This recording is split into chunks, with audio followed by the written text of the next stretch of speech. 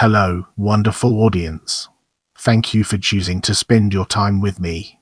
Welcome, friends, to our video dedicated to report on a plan for the further support of public credit.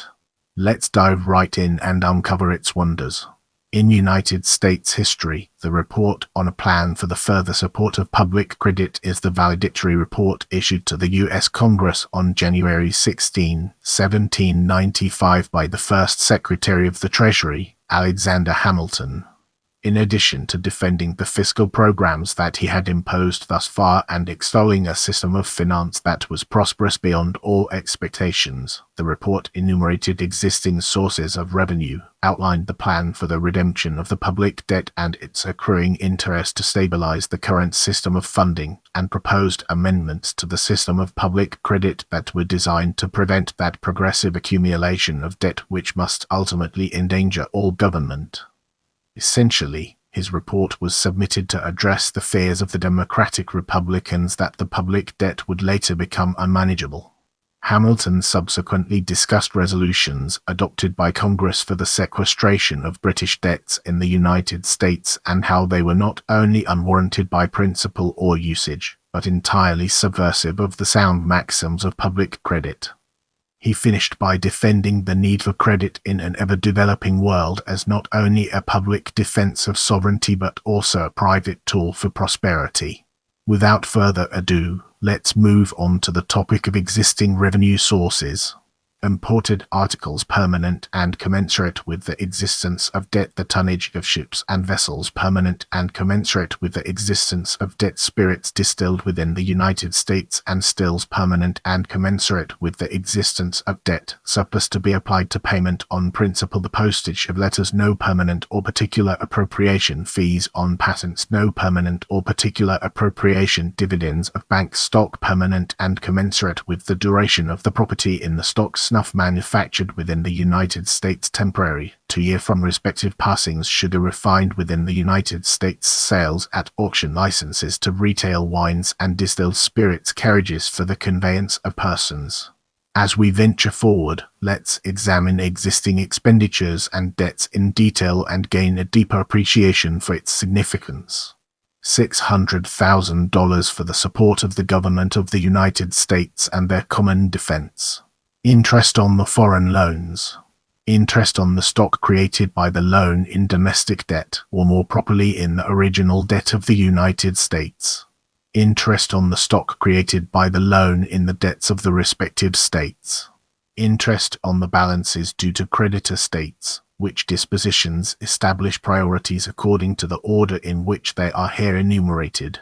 That the temporary duties are charged with a specific sum of $1,292,137.38 and with the payment of interest on a sum of $1 million authorized to be borrowed for the expenses of foreign intercourse. That the funded domestic debt of the United States consists of 3 species of stock, one bearing a present interest of 6 per centum per annum, another bearing an equal interest after the year 1800, a third bearing a present interest of 3%, the interest in each case payable quarter-yearly. That the 6% stock present and deferred can be redeemed in no greater proportion than at the rate of 8% of the original sum on account both of principal and interest, but the 3% stock is redeemable at pleasure. That the provision for subscribing to the loan in domestic debt expired on the last of December 1794, and that no further provision has been made for the unsubscribed residue. That the Funding Act expressly confirms the contracts and rights of the creditors of the United States, who shall not think fit to subscribe to the loan, and gives an expectation to them of further and other arrangements upon the event of the propositions made to them. That the proceeds of all the lands of the United States in the Western Territory are appropriated to the redemption of all that part of the public debt for which prior to the Funding Act, or by virtue thereof, the United States were or are liable.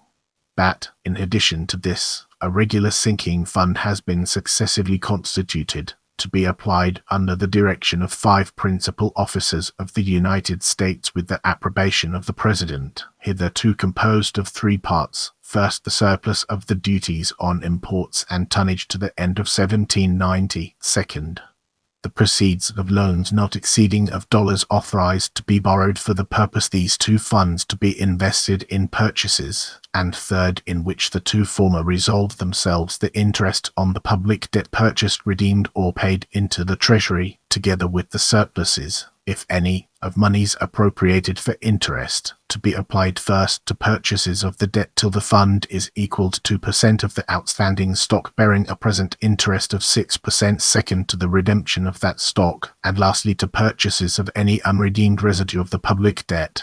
But there is reserved out of this fund a sum not exceeding 8% towards the payment of interest and reimbursing of principal of the loans made for purchases of the debt. With the groundwork laid, let's now examine propositions and its connections to our previous discussions.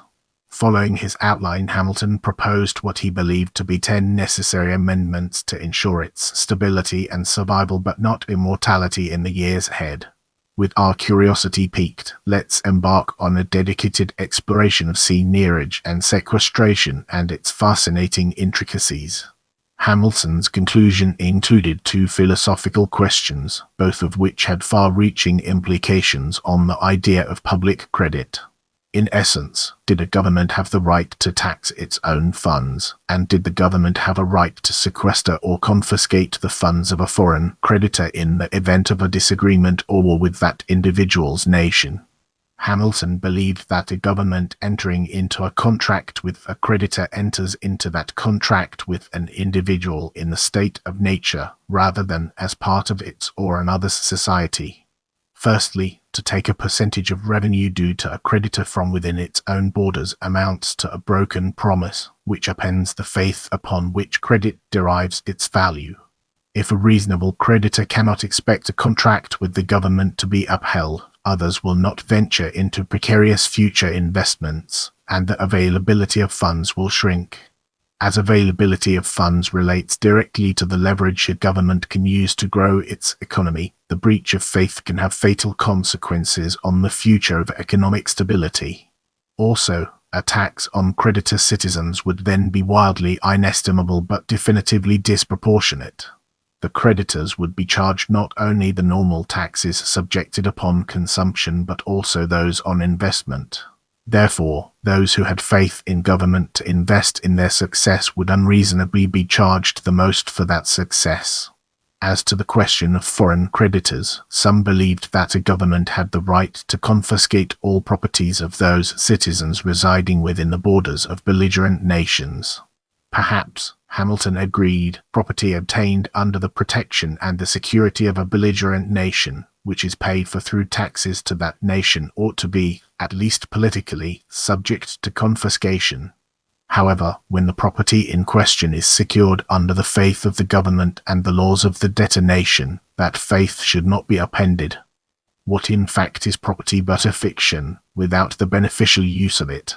In many cases, indeed, the income or annuity is the property itself, and though general usage may control the principle, it can only be as far as the usage clearly goes.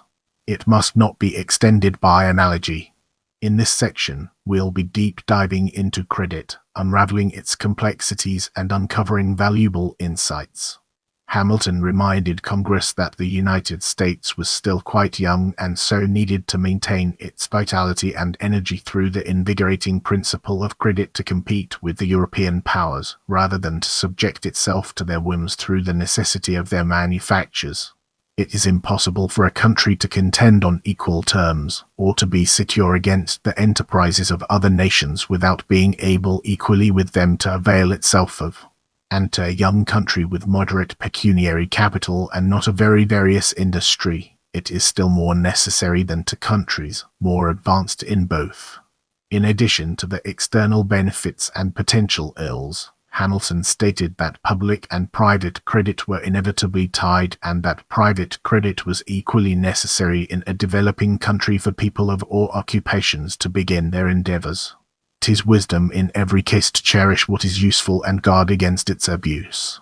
'Twill be the truest policy in the United States to give all possible energy to public credit by a firm adherence to its strictest maxims, and yet to avoid the ills of an excessive employment of it by true economy and system in the public expenditures, by steadily cultivating peace, and by using sincere, efficient, and persevering endeavors to diminish present debts, prevent the accumulation of new, and secure the discharge within a reasonable period of such as it may be matter of necessity to contract. 'Twill be wise to cultivate and foster private credit by an exemplary observance of the principles of public credit, and to guard against the misuse of the former by a speedy and vigorous administration of justice, and by taking away every temptation to run in debt founded on the hope of evading the just claims of creditors. With the groundwork laid, let's now examine resignation from Treasury and its connections to our previous discussions.